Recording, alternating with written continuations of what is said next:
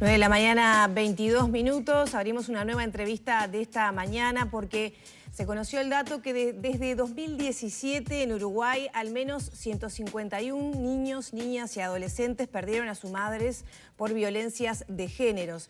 En este marco esta información fue presentada en el marco del documento Impacto del femicidio en la salud mental y trayectoria de vida de niños, niñas y adolescentes. Para conocer un poco más sobre esta realidad, recibimos a María Elena Mizrahi, directora del Sistema Integral de Protección de Infancia y Adolescencia contra la Violencia, el CIPIAV. Bienvenida nuevamente a Arriba Gente. Muchas gracias a ustedes. Bueno, asustan esos números. Asustan esos números. Además, podría haber un subregistro, ¿no? Porque son números de los niños asistidos. No solamente eso, son números de los niños asistidos a partir de 2017, que es cuando en la reforma del Código del Proceso Penal se crea la figura de feminicidio. Otras veces nosotros teníamos asesinatos de mujeres, obviamente por ser mujer y por género, pero no estaban tipificados en nuestro Código Penal como feminicidio. A partir de 2017 que se crea esta figura, también se crea a partir de la reforma del Código la unidad de víctimas y testigos de la Fiscalía, donde a partir de ahí es que nosotros empezamos a trabajar y articular, y donde a partir de ahí se tiene una llegada a los niños víctimas de un feminicidio también, y a partir de ahí se entra a armar todo lo que viene a ser el abordaje de las situaciones de estos niños. Tenemos que pensar que no hace mucho tiempo, como el impacto de un feminicidio es tan grande dentro de la violencia de género, todo lo que sucede alrededor queda invisibilizado. Y una vez más en este país quedan invisibilizados los niñas y adolescentes. Cuando la unidad de víctimas empieza a trabajar, nos empezamos a dar cuenta que había que tomar acciones, que había que hacer acciones, con quién se quedan estos niños, cómo están estos niños, quién atiende a estos niños, cuál va a ser el transcurso de su vida, cuál será el daño que tienen en la atención psicológica, y a partir de ahí es que nosotros hacemos un acuerdo con el apoyo de UNICEF, que es central para esto, con la Facultad de Psicología, porque entendemos que la Universidad de la República es central también para poder brindar conocimiento, asesorarnos a quienes estamos en lo cotidiano, ¿verdad? Y que no siempre tenemos tiempo como de sentarnos a pensar. Hicieron un estudio durante 2 años de casos, voluntarios obviamente, de familias que tuvieron esta situación y de niños que quisieron ser entrevistados. Y a partir de eso es que surgen las primeras recomendaciones, que es lo que presentamos ahora. ¿Qué pasa con esos niños? Porque pienso, por ejemplo, puede haber una situación de alguien que no estuviera bien, alguien descarrilado, alguien violento, pero el resto de la familia tal vez le puede dar una contención a ese niño, otros que habrá que institucionalizarlos porque generalmente, o por lo menos la mitad de los agresores se termina suicidando. ¿Qué pasa? Hay muchísimas realidades. Sí, en realidad, como siempre en violencia, cada caso tiene su particularidad. Debemos decir, lo primero es que cuando se llega a un feminicidio, se transcurrió o hubo un proceso de violencia de género en ese hogar donde los niños lo sufrieron, por lo tanto, ahí tenemos un sufrimiento que viene muchas veces cronizado. Lo que sí nosotros tratamos como técnicos y en coordinación de todas las instituciones es que los niños justamente no sean institucionalizados, que haya referentes adultos, familiares, abuelos, tíos, primos, que se puedan hacer cargo de estos niños. La mayoría de estos niños están con familiares. Lo que sí nosotros entendemos, y es por eso que hicimos este planteo, y en realidad también es la forma de reclamar recursos y de plantear la necesidad que tenemos de sostener a estas familias para que puedan sostener a estos niños. Sostener no solamente, porque estas familias también necesitan, a ver, pongamos nosotros en el lugar, ¿no?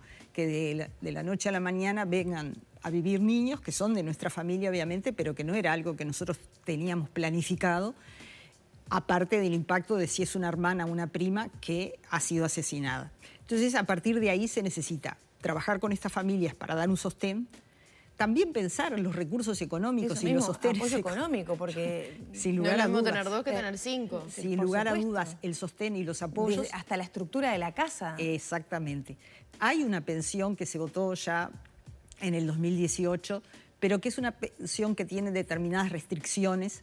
Por ejemplo, ahora eso se modificó, pero que debemos seguir modificando y tenemos que trabajar con el Parlamento para modificarla, porque es una pensión excluyente de otras. Si cobras otras prestaciones no la podés cobrar, y a su vez, en un momento, si no estaba tipificado como feminicidio y no había causa penal, cuando el agresor se suicida, en realidad no hay causa penal porque no hay a quien juzgar. Entonces, bueno, ahí se configura otras formas y también eso hace a la atención, porque la unidad de víctimas en alguna medida arma esta articulación, pero se retira porque en definitiva no hay proceso penal. O sea que la mayoría de los casos donde los hombres se suicidan no pueden acceder a estas prestaciones. Bueno, eso se modificó ahora con el BPS y se está tratando. Lo que pasa que, bueno, ante otras prestaciones que pueden tener esa familia, muchas veces, a veces por desconocimiento de nosotros, los propios técnicos, de que existe esa ley, hasta te diría, a veces hasta de funcionarios cuando vas a la ventanilla del BPS y de las familias que no saben que tienen esa prestación que es necesario cobrarla. Igual, insisto, tenemos que trabajar para modificarla, ampliar y que sea no restrictiva de otras prestaciones que puedan tener esos niños. María Elena, tal vez esto sea el lado menos importante más allá del cómo crecer, el acompañamiento, el apoyo económico. Pero ¿qué pasa con el proceso de duelo, el proceso psicológico de esos niños, niñas y adolescentes que en muchos casos ven cómo matan a su madre delante de ellos, en otros se encuentran con una escena trágica, tremenda, dantesca, y otros, bueno, que se terminan enterando de la realidad por terceros? Bueno, ahí nosotros en las recomendaciones, y en eso realmente el trabajo que hizo la Facultad de Psicología y el área clínica de la Facultad de Psicología es muy bueno, donde da recomendaciones, estas son solo las primeras recomendaciones, nosotros vamos a seguir trabajando en un protocolo 2023. En realidad ahí se plantea que, bueno, que depende, también uno tiene que respetar los tiempos. Nosotros a veces como técnicos ante una situación enseguida queremos que mañana vaya al psicólogo, ¿viste? Que mañana. Bueno, y nosotros eso justamente necesitamos referentes en los territorios que puedan ir acompañando el proceso de cuando esos niños y esa familia está pronta. No solamente las niñas y los niños y los adolescentes, sino la propia familia que va a recibir esos niños. Entonces, nosotros entendemos que se necesita apoyo psicoterapéutico, que el sector salud y la salud mental es central en realidad y en dar apoyo tanto a la salud pública como a la salud privada. Nosotros como INAU tenemos servicios que también lo dan, pero en definitiva es el sector salud porque es una política universal que se debiera dar. A su vez, también tenemos otros temas que me parece que son importantes plantearlos, son los impactos en la comunidad. Es el impacto en la comunidad, es el impacto en el barrio, es el impacto en el liceo, en las escuelas. Nosotros trabajamos con escuelas disfrutables. Bueno, ahora estamos trabajando con escuelas disfrutables y con otros en Salto a partir de... También estamos teniendo muertes por muerte, en realidad, de niños, por muerte vicaria, que es, ¿no? En realidad, el matar a los niños para dañar a su madre. Sí, lo que pasó con esta niña de Sí, pero 9 años, ¿no? tenemos 6 niños en este semestre en esas condiciones. Habíamos tenido antes, pero ahora es como que tuvimos... Hablaban de 8 niños asesinados. Yo digo 6 porque es el que me da Fiscalía, trato de... Pero posiblemente sean 8, que todavía no está registrado como tal, porque hay demoras legales. Prefiero siempre ajustarme como a los datos más. Pero entonces ese impacto en la comunidad también, los equipos tienen que estar preparados y tenemos que tener en realidad a los técnicos capacitados para poder dar respuesta. Y ahí cómo estamos. Hay técnicos, sobre todo pensando más que nada en el interior del país, ¿no? Que siempre hablamos del déficit de profesionales. Hay técnicos, están capacitados en esto tan específico como es este abordaje. No, nosotros tenemos que capacitar, por eso la presentación de esto lleva como un plan de trabajo. En eso tenemos una alianza con la Facultad de Psicología. El 17 de noviembre vamos a hacer vía Zoom para todo el país la presentación de esto con preguntas de técnicos en cada uno de los territorios. Acá se recomienda tener un referente, porque otra de las cosas que nosotros tenemos que lograr con nuestros técnicos de todas las instituciones es lo que yo digo, tener la capacidad de reflejo. Hay un feminicidio, insisto, el impacto es brutal porque es lo más extremo de violencia de género. Pero nosotros tenemos que tener a alguien que diga, bueno, aparte de esto, ¿qué pasa acá? Y enseguida se tiene que acercar. Se acerca a la unidad de víctimas, pero la unidad de víctimas tiene que tener recursos del INAU, de la salud, de otras instituciones como para poder brindar. Y eso yo creo que todavía, esa articulación nos falta. Nos falta esa capacidad de reflejo como sociedad ante fenómenos de violencia tan grandes, porque los técnicos a veces están como muy exigidos, también muchas veces por la urgencia, y la demanda. Nosotros estamos diciendo que nosotros atendimos 7.035 situaciones en el 2021, que son casos atendidos. Esto no es denuncia, sino casos con niños que atendió un equipo. Y en lo que va de este primer semestre llevamos 5.944 situaciones, donde en definitiva esos niños sufrieron violencia, también obviamente dentro del marco de la violencia de género y generaciones. Entonces no sabemos cómo vamos a terminar este año, pero en definitiva, si bien hubo ingresos a la administración pública, de técnicos, obviamente los volúmenes de niños que tenemos que dar respuesta y atender, sin lugar a dudas, son insuficientes. Y los técnicos que pueden, trabajar lateralmente, me imagino, en el sistema de salud, ¿no? Donde se le puede recomendar una terapia, el niño o niño A, más allá de los tiempos dispuestos por el sistema, que son breves, sobre todo para estas situaciones, ¿están preparados para abordar este tipo de situaciones? Es decir, ¿tienen formación técnica en casos de violencia? Para abordar los duelos, los psicólogos y los psiquiatras tienen formación. El tema es cómo nos vamos ayornando a nuevos desafíos que tenemos, y yo creo que, que en definitiva nosotros con UNICEF, por ejemplo, tenemos un curso online que es abierto y es autoadministrado, que si uno apura en Google es CPAP UNICEF, y que da como los parámetros mínimos, las categorizaciones de la violencia y como las primeras medidas. Lo estamos reformulando porque en definitiva, desgraciadamente, la violencia toma nuevas formas y nosotros tenemos que ir dando respuesta, y a veces vamos corriendo como de atrás. Para el año que viene, para marzo, ya está preparado el nuevo curso, si bien ahora ya está instalado en la web. Y también vamos a tener otro que tiene que ver con herramientas para el acceso a la justicia, porque eso también es importante que nuestros técnicos puedan conocer. A partir del nuevo Código del Proceso Penal cambió. Nosotros tenemos que saber qué es lo que tenemos que tramitar en familia, qué son las tenencias, qué son las medidas cautelares, qué son la protección, y cómo, en definitiva, cuando tenemos sospechas de abuso de un delito complejo, ir a penal. Todos esos datos también lo estamos haciendo con UNICEF, y en marzo largamos otro curso online, ¿verdad? Porque vamos a tener un documento específico para eso, que es para habilitación de todos los técnicos que quieran, más allá de las capacitaciones, que hay que decirlo, nosotros estamos haciendo un plan que cada uno de los organismos, el sector salud, la ANEP, INAU, hacemos específicamente con nuestros técnicos. Ahora, es difícil hablar de mejoras o no. A nivel de la atención, del sistema, de cómo está funcionando, tal vez hay una mejora. Ahora, los números siguen asustando, que es lo que volvemos a lo del principio. Claro. 151 niños víctimas de 2017 de femicidios que tienen que ser atendidos por este tipo de instituciones. Miro los números que repasabas recién, 5.944 menores en el primer semestre, cuando el año pasado, en todo el año, fueron 7.000 niños que requirieron atención. ¿Cómo estamos a nivel de ese tipo de situaciones, comparado con la región y a nivel mundial, por supuesto? Lo que pasa es que ahí se parte del marco conceptual. O sea, yo soy la directora del CIPIAB, lo cual creo que es un avance. Nosotros con el CIPIAB por primera vez pudimos empezar a cuantificar cuál era la violencia en el país. Pudimos crear dispositivos de atención interinstitucionales, que son muy importantes. Estamos todos, no como antes, que estábamos todos separados.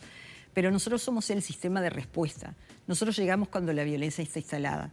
El tema de la violencia estructural que tenemos y que nos atraviesa como sociedad, y que aparte parte de muchas vulneraciones donde la violencia es una más en muchas de las familias, ese es un cambio cultural importante que tiene que ver con los lugares de cada uno en la sociedad, el lugar de poder, el lugar del varón, el lugar de la mujer, cómo en realidad nos reestructuramos como familia, cómo nos desconstruimos. Ahí recién vamos a poder empezar a avanzar en la no violencia, por así decirlo.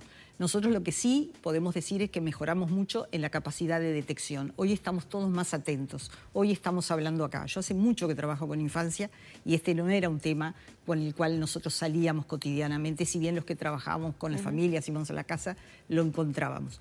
Mejoramos en la detección, mejoramos en el primer abordaje, que es cesar la situación de violencia. No siempre lo sale bien, porque a veces hay medidas cautelares y a pesar de eso hay un homicidio, o sea, es una responsabilidad por parte del Estado, hay un feminicidio, pero nosotros creemos y consideramos que todo lo que viene a ser toda la atención a más largo plazo desde el punto de vista más psicoterapéutico, nosotros necesitamos en definitiva replantearnos cuáles son los tiempos de atención y la atención, y saber que hay lugares del país donde no siempre tenemos los técnicos para hacerlo. Y eso es un desafío. ¿Y qué ahora, qué hay? O sea, ¿qué ofrece el Estado? ¿Hasta qué tiempo? ¿Hasta dónde se puede llegar, digamos? Sí, depende. Las contraprestaciones pueden ser de 3 a 6 meses. En el caso específico de INAU, que tiene convenio con organizaciones no gubernamentales, son 18 meses la atención, pero cada caso es particular. En definitiva, el ideal es que en cada caso particular el terapeuta que está atendiendo, el psiquiatra, el psicólogo que está atendiendo a esos niños pueda determinar técnicamente cuáles son los tiempos de tratamiento como lo podríamos hacer cualquiera de nosotros si vamos a una terapia particular. Ese es un derecho de los niños que sufren violencia en este país y es lo que debemos en realidad pelearlo, digo, en el buen sentido, pero sí lograr que en definitiva no haya tiempos que tienen que ver en realidad con los financiamientos por parte del FONASA que le da tanto a la salud privada como a la salud pública. María Elena, me gustaría un poquitito salir de este tema y en la medida que se pueda responder también, porque creo que hace una realidad, ¿no? Ayer se dieron a conocer cifras, no estoy hablando de violencia física ni verbal, ni de golpes, ni mucho menos, pero bueno, es un tipo de violencia también. Estamos hablando de la inseguridad alimentaria. De ese 15% de los hogares que se están viendo afectados por esa realidad, se pronuncia aún más donde hay niños menores de 6 años. Es un tipo de violencia también hacia los menores. Claro, cuando yo hablo de la violencia estructural estoy hablando de eso, que son en realidad violencias que nos atraviesan en hogares, obviamente.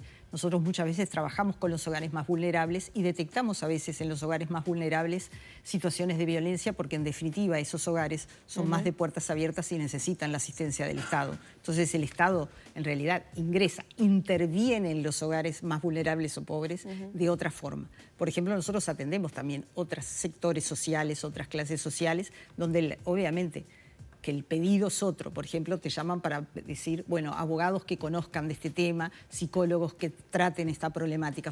Es distinta la demanda. No es la demanda en realidad de el sostén, en definitiva, alimentario, de vivienda, que estas familias necesitan, entre otras cosas, porque muchas veces las situaciones de violencia se dan por estas formas de convivencia. Las situaciones abusivas también muchas veces se pueden dar por esta forma de convivencia. El hacinamiento, exactamente. Entonces ahí nosotros necesitamos respuestas. Nosotros estamos haciendo y tenemos acuerdos para que en las situaciones de violencia haya una respuesta habitacional.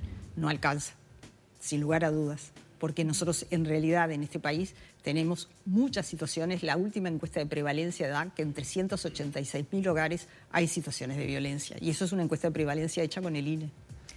Más allá de que no es fácil, ¿las respuestas presupuestales muestran un interés en ese sentido? Bueno, en realidad los que trabajamos en violencia consideramos que en realidad deberíamos tener como más recursos, insisto, más recursos tanto de transferencia, pero también recursos técnicos capacitados y en algunos lugares del país. Yo también soy consciente y debo decir que a veces se llaman a técnicos y hay lugares enteros del Uruguay donde no se presentan técnicos porque no hay, eso es una realidad, pero sí, en políticas sociales y más con estas temáticas, siempre los recursos en realidad son insuficientes. También es cierto que cada organismo va determinando cuáles son sus áreas estratégicas. Los que trabajamos con violencia siempre, en definitiva, damos nuestra lucha para que esta sea una de las áreas estratégicas prioritarias. No siempre es la prioritaria, depende del organismo donde estemos. Muchas gracias, María Elena. No, de nada, gracias a ustedes. Cerramos por aquí la entrevista, ya son las 9 de la mañana, 40 minutos. ¿Tenemos consejos o tenemos que irnos a la pausa, Maggie? Pausa. Pausa. Enseguida volvemos.